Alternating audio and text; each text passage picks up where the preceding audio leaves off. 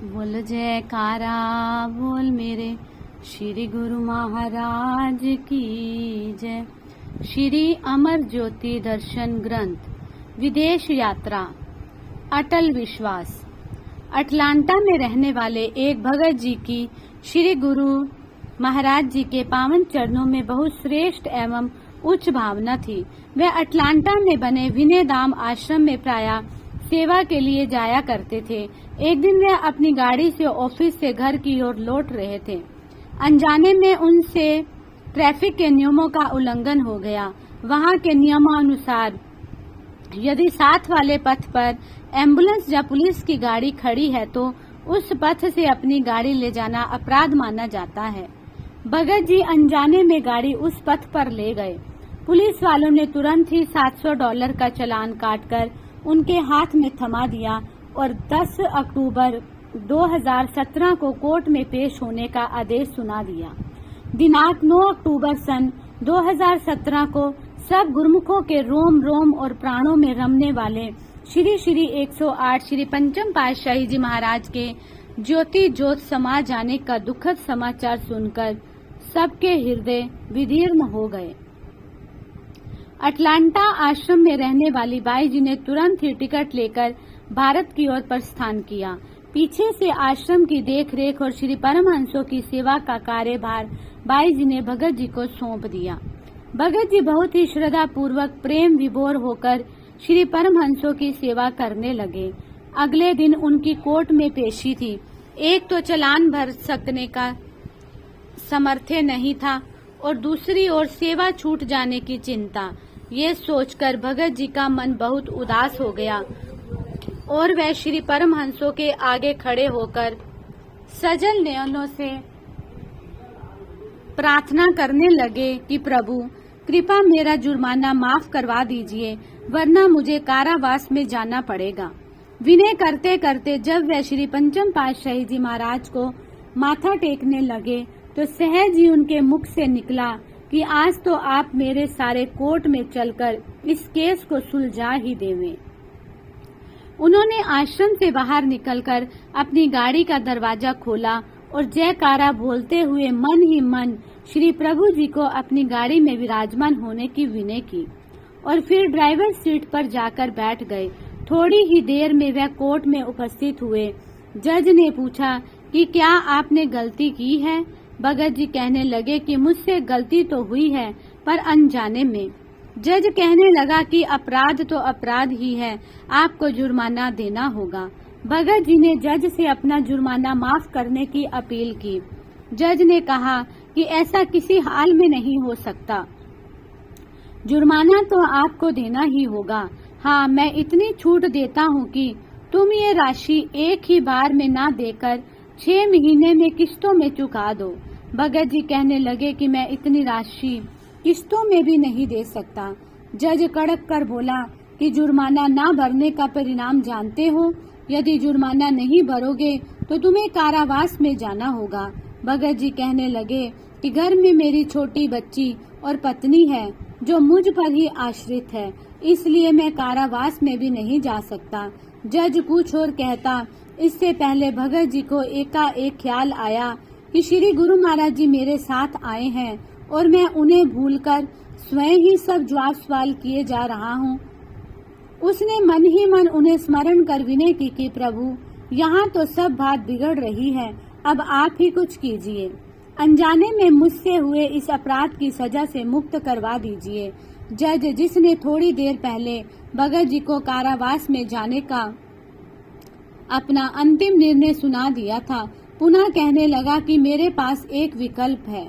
यदि आप किसी सामुदायिक संस्था में जाकर 3 महीने की अवधि में 70 घंटे सामाजिक सेवा करके उस संस्था का सर्टिफिकेट लाकर दिखा दो तो तुम्हें सजा से मुक्त कर दिया जाएगा। भगत जी ने कहा कि वह किसी भारतीय चर्च में ये सेवा कर सकता है। जज ने बड़े स्पष्ट शब्दों में कहा कि हाँ, कर सकते हो, परंतु वहाँ का सर्टिफिकेट अवश्य लाकर दिखाना होगा।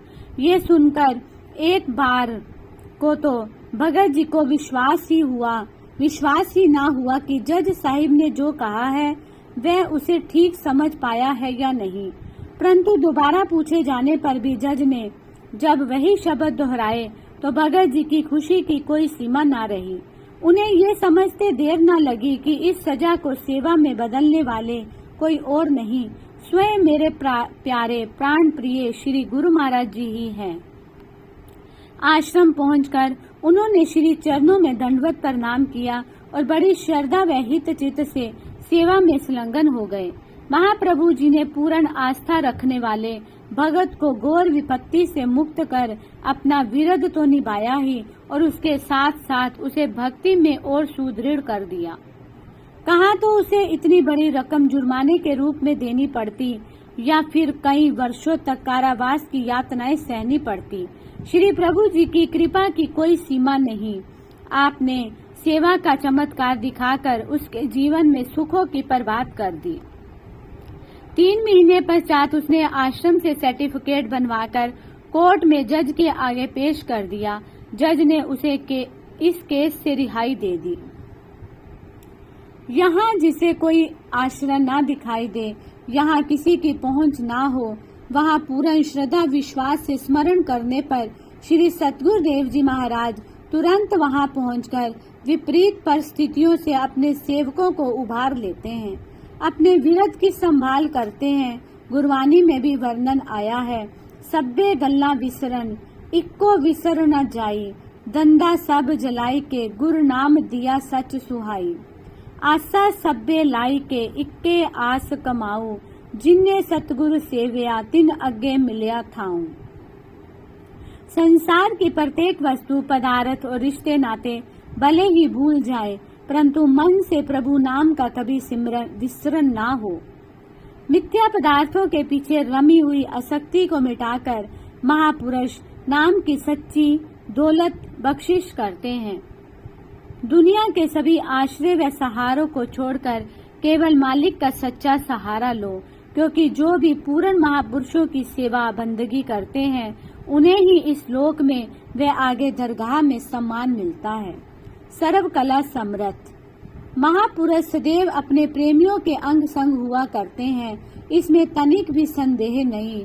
सतगुरु के 2 रूप होते हैं, साकार रूप में तो वह सम्मुख विराजमान होते हैं और अपने साक्षात दर्शनों से जीवों का उद्धार करते हैं। दूसरा अप्रत्यक्ष रूप नाम यानी शब्द के रूप में होता है। जो जितना पावन नाम का सुमिरन करता है उन्हें गुप्त रूप से उतना ही अपने संग साथ पाता है।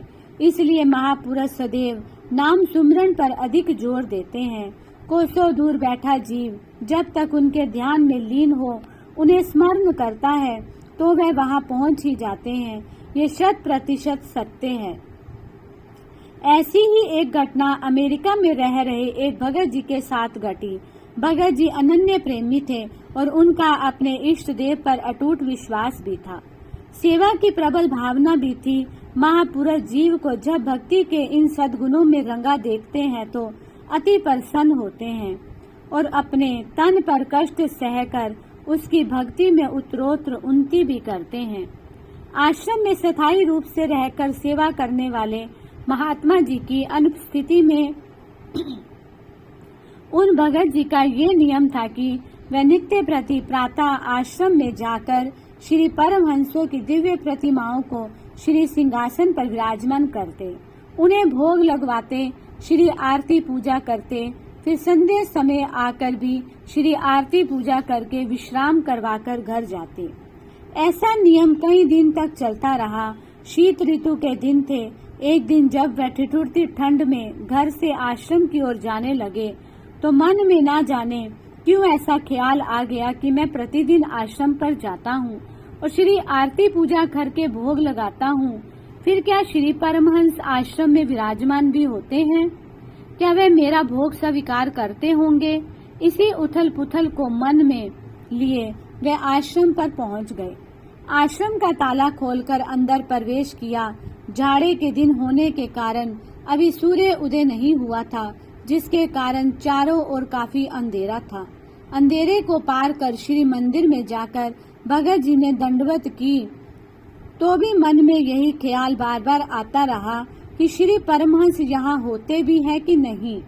क्या वे मेरा भोग स्वीकार करते होंगे?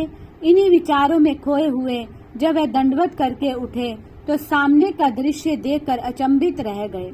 सारा श्री मंदिर रोशनी से जगमगा रहा था और श्री परमहंसों की दिव्य छवियां मंद मंद मुस्कुराते हुए शोभायमान थी।